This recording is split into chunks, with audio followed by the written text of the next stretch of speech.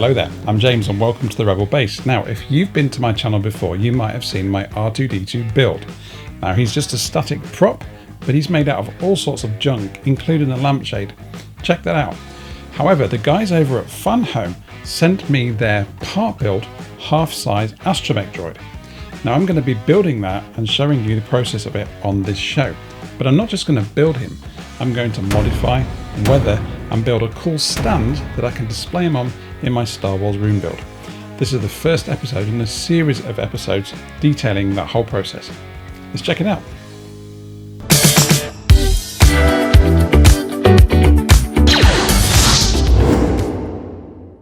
Now, you know I like to reminisce a little bit in my videos, and I've got to say that this is one of those builds that again takes me back to my childhood.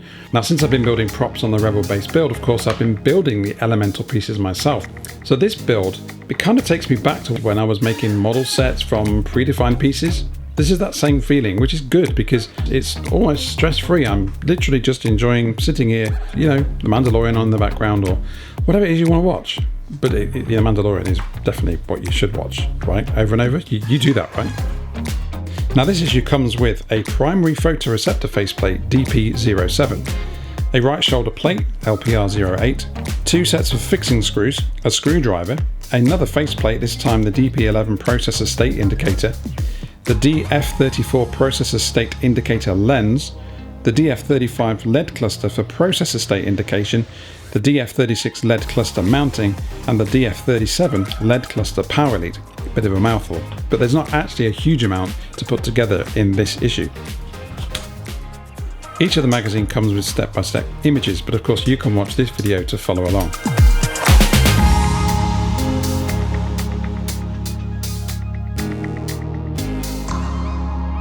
There's not much to do here, you just have to ensure that you're putting the LED into the housing and making sure that that socket is protruding through the hole in the back.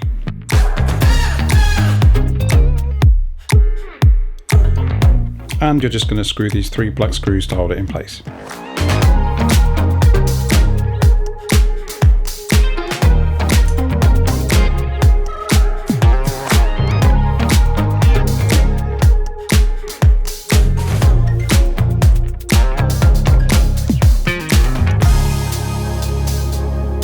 You're then going to take the cable and plug that into the socket. Now, don't worry, only one end of the cable fits. And that's it. Put everything else aside and we'll move on to issue 2.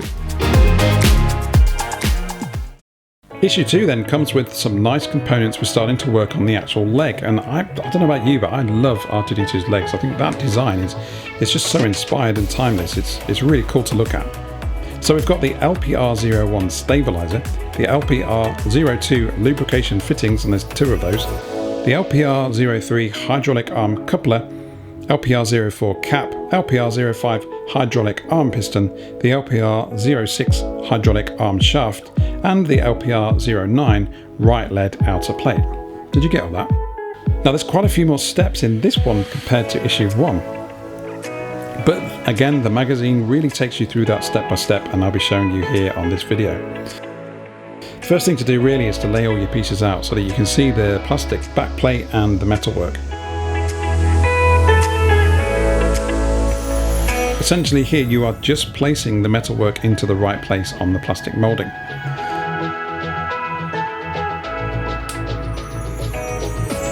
To watch out for here is just to ensure that you're screwing them in tightly.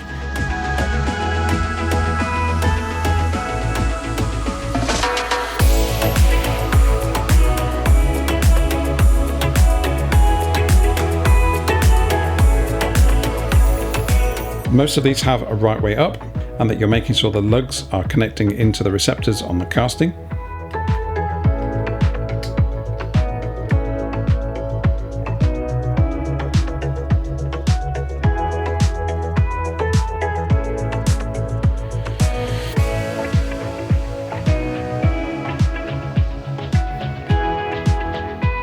The hydraulic arm piston is actually in a number of pieces, and you need to test fit those first and then apply some super glue.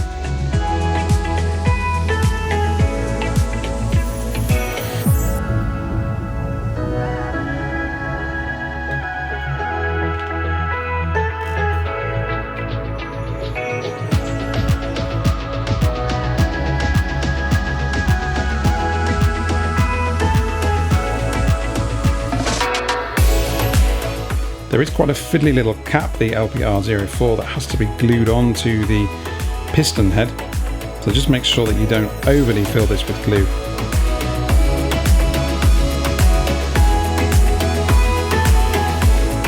On the top of the hydraulic arm piston, you're going to be adding the coupler and the cap. Now again, you need to use a bit of super glue on both of these pieces, and you can see here how easily they slide together. So just make sure that you don't overly fill this with glue, as it's one of those nice sort of pieces to look at, and it would be a shame to see glue running down that piston.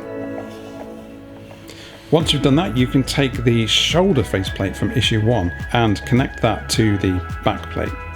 Now at this stage, you're only sort of placing some of these pieces together and not screwing them. The metalwork all screws in, but the plastic work at the minute seems to be just clip fitting. But that's it for issue 2. Put this aside because you'll be working on this in the next issue. Okay, moving on to issue 3. Now this is where some of those iconic pieces from the leg start to really show through, and this is the LPR07 right leg out casing. It's nice and blue, it has the silver detail already etched in and designed onto that. And then there is the DP08 primary photoreceptor extension, which actually clicks onto the DP07 from issue 1. Then you have DP09 primary photoreceptor lens, which does have a small plastic film on there that you can peel off. It's pretty good, it protects it nicely. And then there's the first of no doubt many control circuit boards, and this one has 2 buttons and 2 sockets. So essentially what you're doing is you're taking the piece you've completed previously, which is the back plate to the leg with all that nice metalwork in place, and you're adding this nice new blue feature. This has lugs that fit into receptors on the back plate. You shouldn't have any issues here. It does connect quite nicely with a nice satisfying click.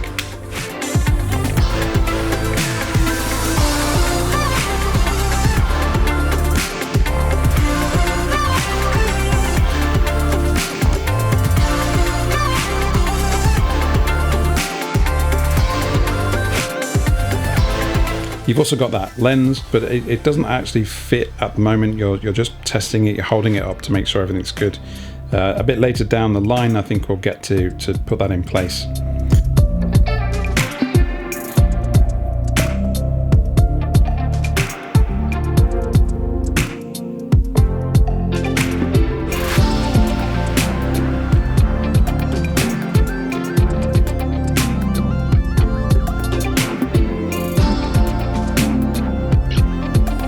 We're also connecting the LED piece into the circuit board, and the plug will only fit into one of those sockets. So again, you're not going to be able to get this wrong.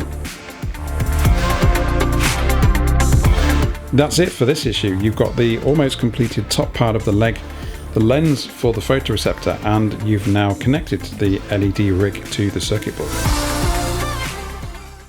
So moving on to the last issue of this video, issue 4, we've got 3 parts here to have a look at, and that's the battery box. Then there's the LPR32 leg pivot cover, which is a nice metalwork that fits in the top of that shoulder.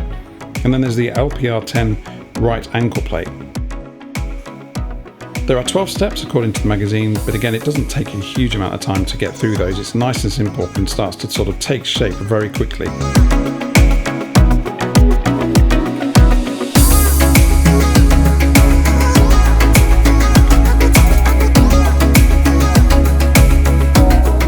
Essentially, you're just taking the new metalwork piece and you're going to be sliding this in from behind. It has a little clip that you can slip into place. Looks really good once it's connected.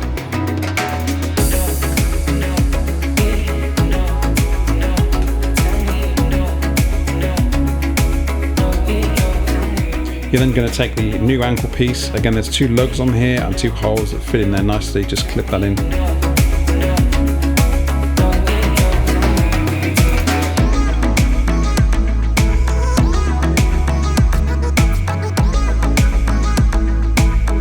And then we're back to playing with the circuit boards. We've already connected the LED to one of the sockets, so all we need to do now is to unscrew the battery pack, place 3 AA style batteries inside. The battery pack comes with its own connector that fits nicely into the now only empty socket on the circuit board. Now this is the cool part. Once you've got this connected up, one of the buttons turns the blue LEDs on and off, and the other button turns the red LEDs on and off. It'd be interesting to see how this is incorporated into the build as we move forward, because I would imagine that the LEDs are controlled by the system rather than these test buttons. Please do join me next time, guys, where I work on issue 5 through to 10. If you like what you see and you fancy jumping on board, I've put the links to the Fanhome part build in my description. This kind of content really does help my channel, and I appreciate you spending the time watching it. Until next time, guys, I hope you're out there building something from a galaxy not far away.